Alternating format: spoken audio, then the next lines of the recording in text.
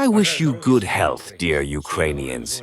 Today I spoke with Olga Stepanishina, now the new ambassador of Ukraine to the United States of America. The formal procedures are completed. Today I signed a decree on the appointment of the ambassador. I have set the key tasks for the renewal of the work of our embassy. And most importantly, to fully implement all the agreements with Washington, our agreements with President Trump, and above all, in the defense sphere. Much of what is related to America depends on the long-term guarantee of the security of Ukraine. There are two Ukrainian proposals on the table. These are strong proposals. This is an agreement on weapons for Ukraine. This is an agreement on modern drones for the United States. And we are counting on rapid progress in this regard.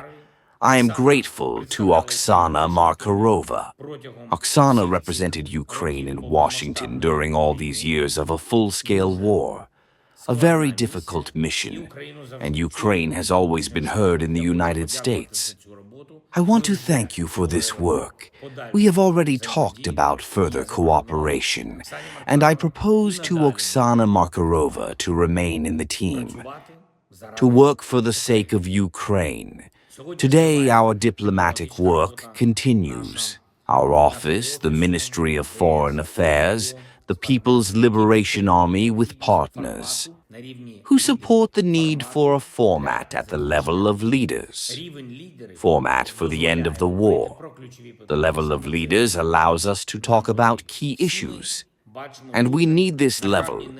We all see very impulsive and negative signals from Moscow about the talks. The Russians are not going to do what they promised. And they promised the United States of America, and they promised others in the world, who insist on the cessation of killings and real diplomacy.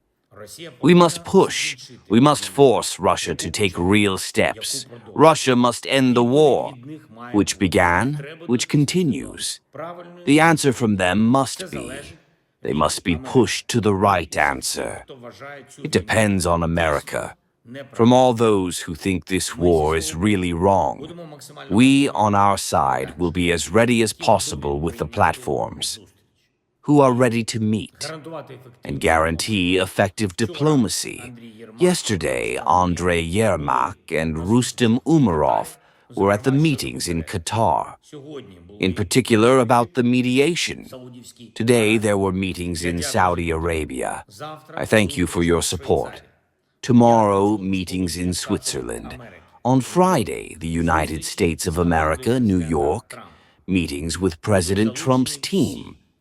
All those involved will be involved, who works on a range of security guarantees, military, political, economic components of the security guarantees. The task is to accelerate as much as possible, so that it is also important. Russians should see how serious the world is, and how bad the consequences will be for Russia if the war continues. Today I had an interview with the head of the Foreign Intelligence Service of Ukraine, Oleg Ivashchenko, including about sanctions. What next steps are needed in sanctions? What specific Russian legal persons should be blocked? What physical persons need pressure? What schemes to bypass sanctions still, unfortunately, work? All this information, which is in our foreign intelligence, we will pass it on to our partners. First of all, from Group 7. On their side, there is a willingness to intensify sanctions. One more thing.